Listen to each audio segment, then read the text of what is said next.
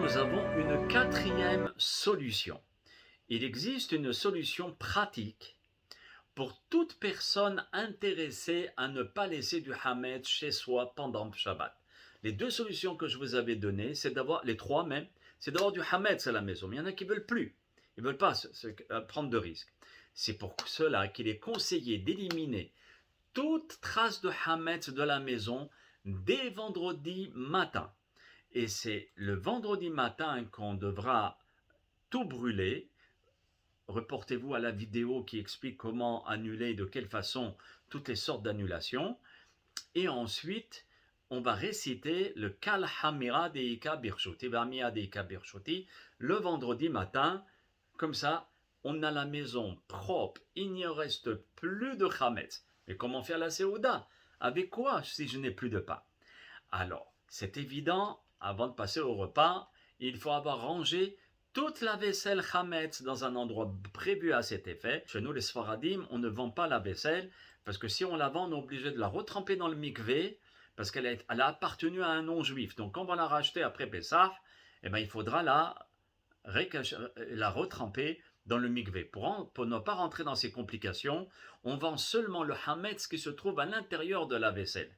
Et c'est comme ça que c'est stipulé dans le contrat des Sfaradim.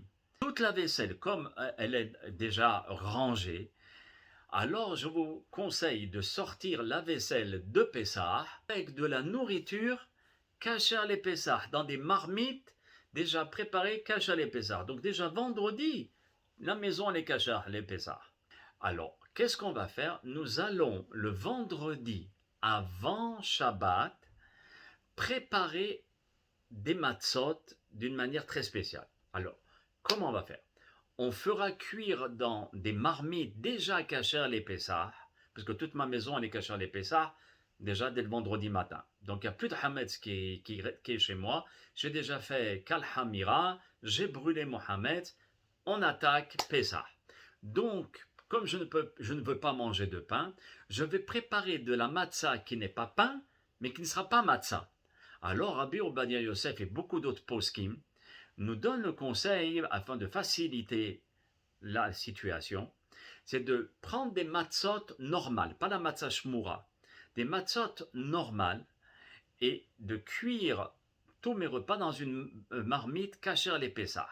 Alors on fait cuire de la viande, ou bien du poulet, ou bien des légumes, et dans la sauce, vous voyez là où ça bout et ça cuit, etc., on retire, vous voyez, dans cette sauce-là, on mettra les matzot, on trempera les matzot à l'intérieur de la sauce. Bon, on enlèvera la marmite si possible, parce que ça va trop faire de dégâts. Alors, on enlève la marmite du feu, mais la marmite est quand même assez bouillante. Elle est encore bouillante. Donc, on placera dans la marmite autant de matzot qu'il est nécessaire pour tous les repas. Donc au moins 2 matzot pour le vendredi soir, 2 matzot pour Shabbat matin et 2 matzot pour le Shabbat pour Seuda Shlishit. Et à ce moment-là, on fera attention que les matzot absorbent correctement le goût du plat, c'est-à-dire du jus de viande ou bien de poulet. Il est recommandé de ne pas retirer les matzot du jus, vous voyez, dans le plat, jusqu'à ce qu'elles refroidissent, jusqu'à ce que la marmite refroidisse, donc on les laisse à l'intérieur et on les retirera une fois que c'est plus ou moins froid, ou bien pas cher, ni chaud ni froid, et on les mettra dans du papier absorbant, ou du sopalin, etc. On mettra les matzot, si possible, on les fera attention de ne pas les casser. Il est conseillé que la matzah soit entière afin de réaliser la fameuse mitzvah de lehem mishne, d'avoir 2 pains. Ceci est valable pour toute l'année, de prendre toujours 2 pains entiers et de faire le motzi sur 2 pains. Même pour Pessah, on fera sur 2 matzot entières. Il en est de même pour les matzot que l'on fait frire à l'huile, d'attendre qu'elles refroidissent et de faire attention qu'elles puissent être entières de façon à réaliser la matzah de lehem mishne. Maintenant, écoutez bien. La matzah cuite pourrait être considérée amotzi lehem minaretz que si elle comporte des morceaux entiers de moins de 30 grammes. Au moins de 30 grammes. Donc, Celle qui est metouguenette, free, pas de souci. Mais celle qui est cuite, c'est ça la différence, il faut au moins qu'il y ait 30 grammes de matzah qui soit entière. Généralement, toutes les matzot font 30 grammes. Aussi bien la grande que les petites, c'est par rapport à l'épaisseur. La grande, l'épaisseur est plus fine, et les petites, les rondes, elles sont plus épaisses.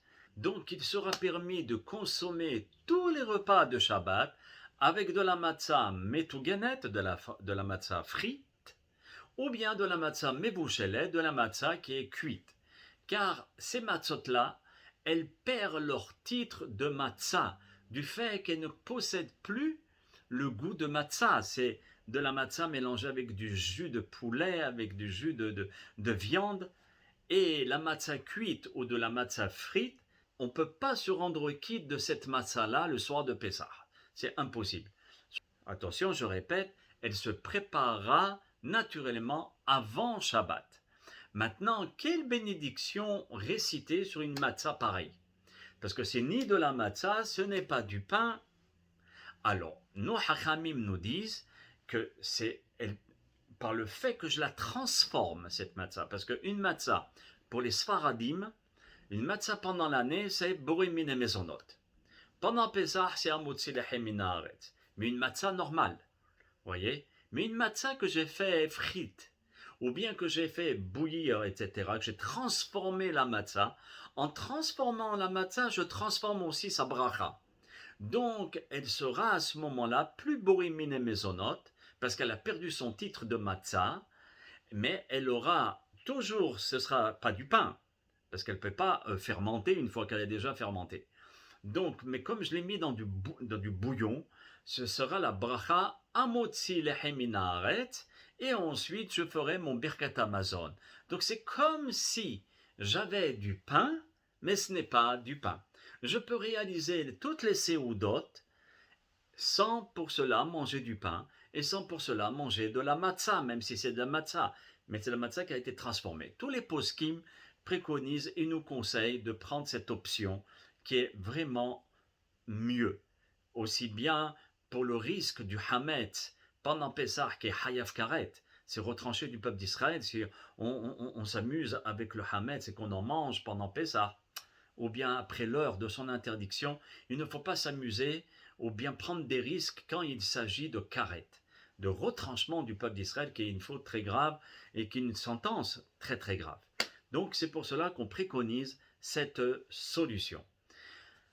Maintenant, nous avons une sixième solution pour ceux qui ne veulent pas manger de pain. Donc pour eux, ils ne prendront pas de matzot, metouguenet ou mebouchelet parce qu'ils ne savent pas cuisiner, ou bien ils n'ont pas le temps, ou bien ils ont les enfants, ou bien ils sont invités. Alors pour eux, il sera permis de consommer de la matzah ashira, la matzah enrichie au jus de fruits, ou bien au vin, ou bien aux œufs. Donc c'est de la matzah, mais on ne peut pas se rendre quitte de cette matzah-là le soir de Pessah. Le soir de Pessah, on ne prend pas cette matzah, et ça c'est comme du gâteau. Alors sur le gâteau, on récite Borimine Mezonot et Alamihya après mon repas. Donc on pourra utiliser la matzah ashira pour tous les repas de Shabbat que l'on récitera, que je répète, Borimine Mezonot avant manger, Sheakonia Bedvaro sur mon poisson ou bien sur ma viande, Boripera Adama sur les salades, parce que c'est un repas sans être un repas.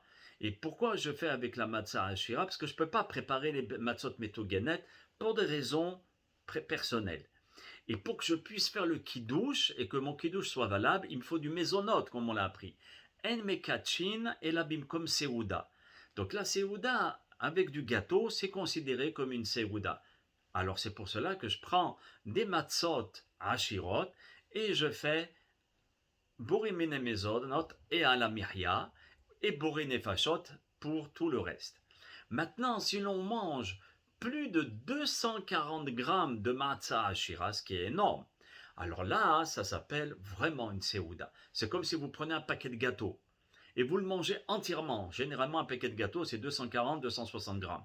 Et vous le mangez entièrement. Et vous savez que vous allez le manger entièrement. Vous faites netilat yadayim. Vous dites amotzi lechem min haaretz sur les gâteaux et le birkat Hamazon. Si vous ne saviez pas la quantité que vous allez manger, puis vous apercevez, vous avez descendu tout le paquet de gâteaux tellement c'était bon, et vous regardez le paquet de gâteaux de 260 grammes. Waouh! Vous faites le Birkat Amazon. C'est bon? Maintenant, la Seouda Shleshit du Shabbat, la veille de Pessah, ici, il y aura aussi plusieurs solutions. Maintenant, passons aux solutions de Seouda Shleshit.